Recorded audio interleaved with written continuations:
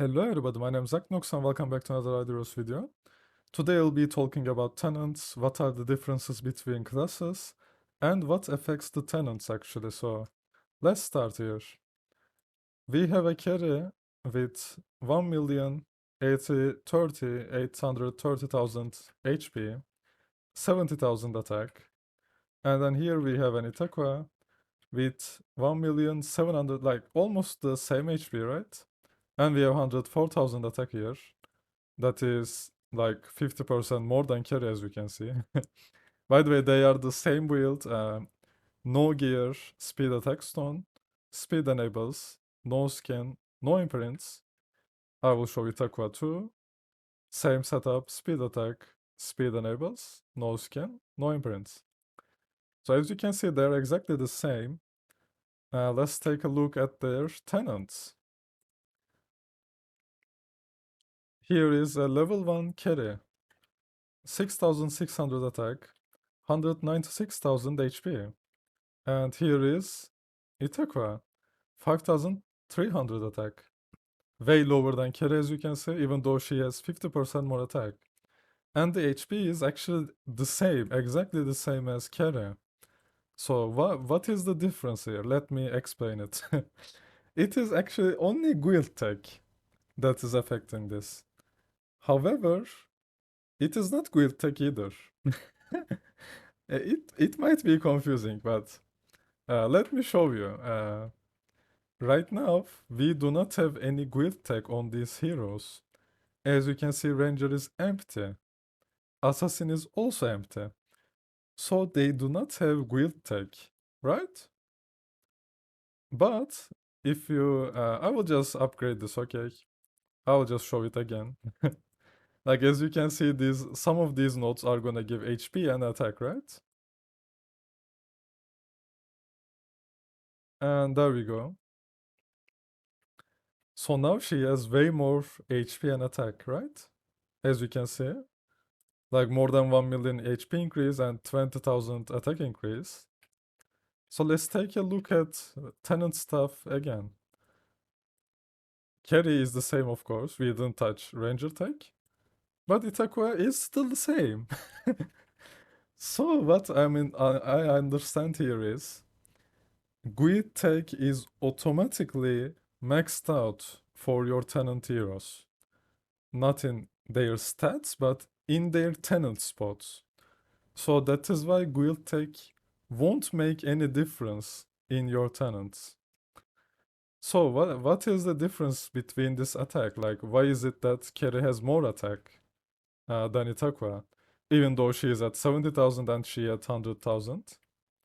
Well, that is because of this guild tech that you actually already use on your tenants, even if you don't have the tag. So if you take a look at Warrior, Mage, and Ranger, they are the same setup. I mean, HP and attack wise. HP, all of them are the same, so I'm not gonna talk about HP. But attack wise, as you can see, Warrior has 25% and 20% Warrior. So that means 45%, right? But actually, it is 50%. I will get back to that later. That is also a little bit confusing for me. So these three tenants are going to have the same stats because they have the same guild tag.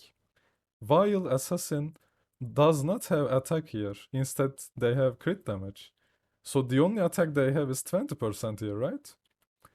And let's go to Priest. Priest doesn't have attack here either, but they do have 10% here, followed with 20% here. So that is 132, 32% extra attack.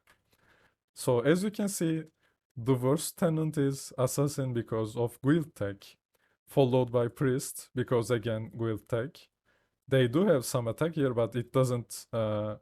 It is still missing the 25% here. So these three classes are the best for your tenants, and this is the only reason, the guild tech. Nothing else really matters. I will show you in a bit. uh, so while we are at that. Let's upgrade, I guess, star spawns, right? We can upgrade this. This is going to give HP and attack.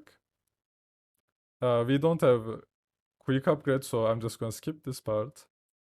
Here we go, the whale is now level 100. So as you can see, it is giving quite a bit HP and attack buffs, which are actually shown in the hero stats here. But let's go to Tenants. And there you go. It is exactly the same as the last time. So no, the star spawns does not affect your tenant stats. And it is upgrading grid tech also doesn't because they already have it maxed out naturally for some reason. I guess they hard coded it, like I don't know. So let's check other things, I guess. As you can see, I built some galleries here. We have artifact gallery with a few percent bonus. We have skin gallery with some flat stats. And then we have the equipment gallery with a few more percentage. So did it change anything? Let's check. No, it didn't. As you can see, they are still the same stats. These do not affect like the star spawn. What affects is actually I can show you easily. Not that. Any equipment you put, any stone you are going to use. We can actually show stone as well. So let's change the stone of this carry. Actually, let me unlock another stone so we can go back to this one. So as you can see, this is, I mean, it is close to the same attack, so let's find something with HP, I guess. Yeah, that works. So if I switch to this, right? Now let's take a look at Kere. And as you can see, she has way more HP now. So that means the stone definitely counts, as you would imagine. Like everything in these hero stats actually do change that. Like equipping gear, artifact, and changing enables, and of course using a skin if it is giving HP or attack. And imprints, of course. All of these does change the tenant stats, as you can see. So let's go back to the class difference. Okay, let's say every class has 100 attack, okay? Base attack, 100.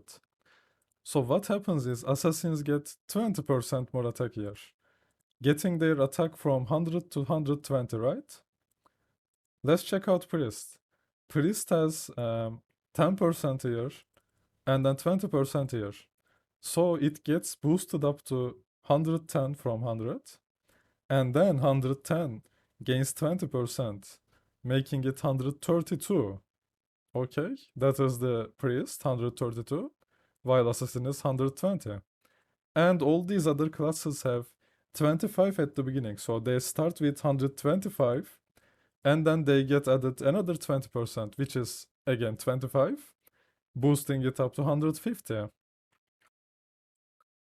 So that means if you divide this number of attack, which is 5,320, right? If you divide it by 120, because that is what assassins get as their attack, it will give you 44.3. And if you multiply it by 150, which is going to give you 6,650, right? And would you look at that? How much attack did Kara have? 6,650. I didn't say the point, but it is 6,650 point something. So yeah, that is why, right? And we can also check it further with a priest.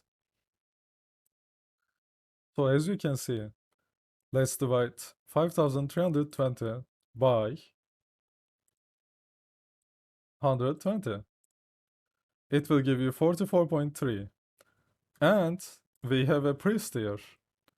It is the exact same setup with attack speed stone. So all the stats, as you can see, HP is same anyway. HP doesn't change between classes. So let's multiply this with the priest multiplier, which is 132, right? And there you go. It is exactly the same. So Yeah, the guild tag does affect, and it is the only thing that affects your base stats on these classes. And it somehow works without guild tag. Your guild tag works without guild tag for your tenants. And assassins and priests have the less attack because of this, while the other three classes, mage, warrior, and ranger, have the same, so their tenants will be the same. So let's go back to how to decide which hero to pick as your tenant. Well, you already know the answer by now. uh, if possible, you don't want to pick these assassins, right? Itaku, Rogan, you don't want to pick these unless they are useful for you in other content. Um, so yeah, try to pick warriors, rangers, and mages first, followed by priest and assassin at last. In that case, there are some situations like this where you have Onkirimaru and Inosuke, for example. Well, Inosuke has a skin, so that is some a few percent extra attack bonus, right? While Onkirimaru doesn't, so the only difference in their tenant stats will be that skin bonus. Assuming you have the same stone, same enables, like whatever. So that is all I have to say for now. I hope it helped, and I'll see you in the next video. Bye bye.